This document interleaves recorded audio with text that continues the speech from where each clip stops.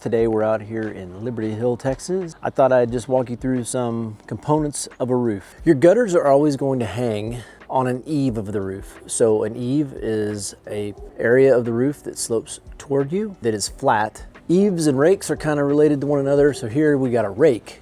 Rakes look more like a triangle. You can't hang a gutter on that, but that is considered to be the rake of a roof. So here, a soffit is the underlying area under the eave. And as you can see here in this house, what we have is a perforated soffit. There's little holes there, and that allows air to get into your attic for proper ventilation.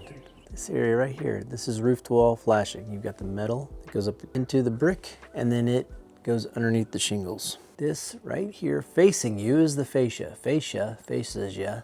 So this right here directs water away from this wall. This is kick-out flashing.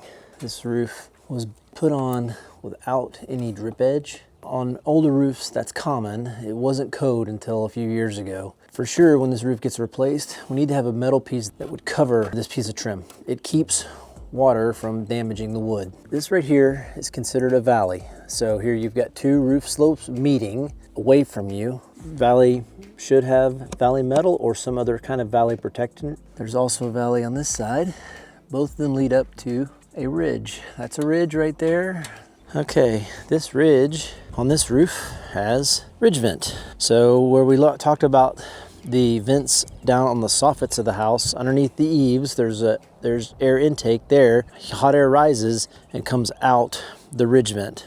To the right of this valley, right here, what we have is what's called a hip. A hip, in many ways, is the opposite of a valley. The hip also has special shingles on it. These are called hip and ridge shingles. They're designed for laying on the side like this. So these shingles here across most of the roof, these are called field shingles. These are called hip and ridge shingles. Over on this slope, we have a chimney.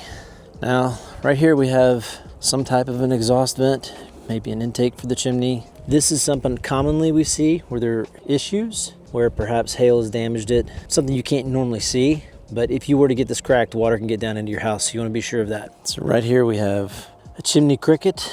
It is required by code that if the span here is greater than 30 inches, a chimney cricket is required. It's a good idea regardless. Anytime you have a flat surface where water will wash into it, it's nice just to redirect that water around that flat surface. So cricket is something that's good to have on your roof. On older homes, often you will find that there is no cricket. So it's something we usually have to install. Around the chimney, there also is metal flashing that goes along this side, and it stays underneath the shingles on the side so that water flows away from the decking.